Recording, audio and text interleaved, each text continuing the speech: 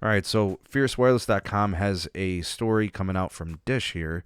We're following Dish very, very closely. All right, so Sumeric's got an update for us. Dish to raise another $500 million to pay for the 5G network. Okay, let's see any details on this. Okay, now with an additional $500 million in secured senior notes. The proceeds are going to be used for general corporate purpose.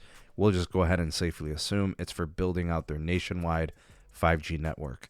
All right, this is coming off the heels of a $2 billion debt offering the company finalized last November. And I think that one also was completely raising capital for the network build. All right, this is not a surprise at all, folks. Dish is going to probably have to do this again and again. In order to be able to build a national network, it takes an intense amount of CapEx. You have to raise money, spend money, dedicated to the network build. Previously, I know we've been following the national build. They did hit the required POPs by June or July, if I remember correctly.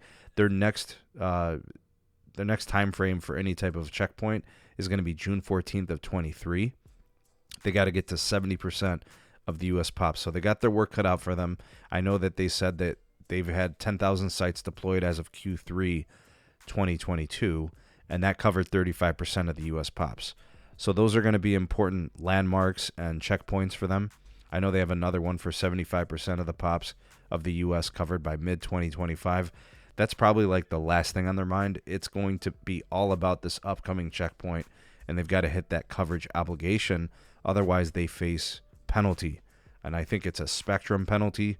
There might be some monetary fines involved. We'll see if they get there, but I think this is promising that they have been able to raise capital, but it just goes to show you how much money this takes, right? A $500 million cash infusion isn't all that much. The $2 billion infusion was a pretty good one. They definitely put that straight to the network.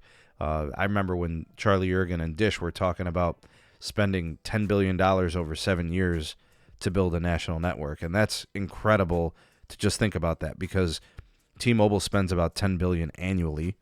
Verizon spends about $18 billion annually. And AT&T is like more than double that, right? They're like $22-24 billion annually. To show you that kind of money, what it takes to build a national network. But we are encouraged by this, the ability to raise capital, spend the money to build the network. We need them. We need Dish as a national network operator. We need them to find traction and be successful. You know, fresh off the news of executives kind of coming and going and leaving the company or leaving at their capacity, their assigned position, we just want to see Dish succeed, right? We don't want to see what happened with Sprint kind of go to the, as an afterthought and we get nothing out of it. As of right now, the companies are all fiercely competing in 5G and building out great networks, and that's to the benefit of the customer. We need retail competition too, right? We need Dish to be a legitimate competitor. We're following their updates as they build out retail. We'd like an update on that. I think those are kind of things that are most important to us, the network and then the retail operations. So keep it locked to the SMT YouTube channel for more updates on Dish and all things telecom news.